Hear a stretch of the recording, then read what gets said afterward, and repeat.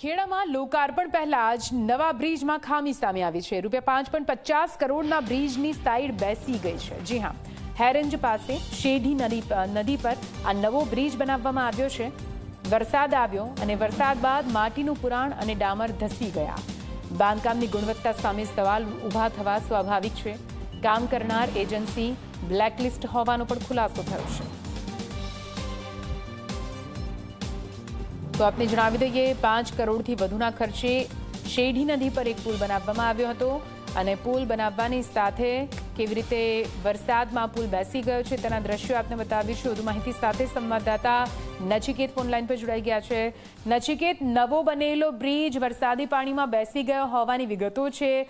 કોણે આ બ્રિજ બનાવ્યો હતો? શું કઈ પરિસ્થિતિ? ત્યાંની અધિકારીઓ ત્યાં પહોંચ્યા ખરા? કોઈ કામગીરી કરાઈ? નચિકેત, ચોક્કસથી નિધિ, જો વાત કરવામાં આવે તો છેલ્લા 3 દિવસમાં જે રીતે ખેડા જિલ્લામાં મુશળધાર વરસાદ વરસ્યો છે તેમાં શું વાત કરવામાં આવે તો જે બ્રિજ છે તે બ્રિજ પણસોરા અને હેરનને જોડતો આ જે બ્રિજ છે, પણસોરા અને અલીણાને જોડતો આ હેરન ગામ પાસેનો આ શેઢી નદી પર નિર્માણાધીન બ્રિજ છે અને હાલ અત્યારે કન્સ્ટ્રક્શનનું કામ ચાલી રહ્યું છે। પરંતુ ચોક્કસથી જે રીતે જે વર્ક કરવામાં આવ્યું છે ત્યાં ક્યાંક ને ક્યાંક ખામી જોવા મળી છે, કારણ કે જે બે બાજુના જે એપ્રોચ રોડ હોય એટલે કે સ્લોપ હોય બ્રિજની બંને સાઈડના તે આ વરસાદની અંદર બેસી ગયા છે। માટીનું ધોવાણ થયું છે, ચોક્કસથી રોડ બેસી ગયો છે, ડામરનું પણ ધોવાણ થયું છે।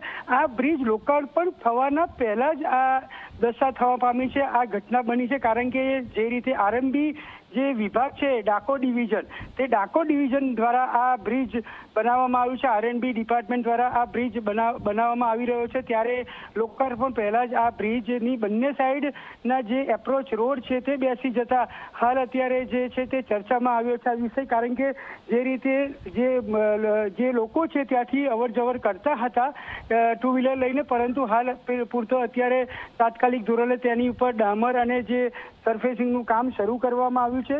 ઉલ્લેખનીય છે કે આ જે છે તે 5.5 કરોડના ખર્ચે આ બ્રિજનું કામ ચાલી રહ્યું હતું અને આ બ્રિજનું જે એજન્સીને કામ આપવામાં આવ્યું છે તે એજન્સી સૂત્રો દ્વારા જાણવા મળી રહ્યું છે કે અમદાવાદમાં તેને બ્લેકલિસ્ટ કરવામાં આવી છે એજન્સીને, છતાં પણ ખેડા જિલ્લા આરએમબી ડિપાર્ટમેન્ટ દ્વારા આ જે બ્રિજ છે તેને કામ આપવામાં આવ્યું હતું। આ એજન્સીનું બ્રિજનું બનાવવાનું કામ એજન્સીને આપવામાં આવ્યું છે એટલે ઉભા થઈ।